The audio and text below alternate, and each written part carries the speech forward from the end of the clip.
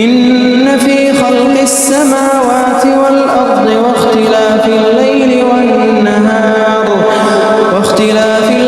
والنهار لآيات لأولي الألباب الذين يذكرون الله قياما وقعودا وعلى جنوبهم ويتفكرون في خلق السماوات والأرض ربنا ما خلقت هذا باطلا سبحانك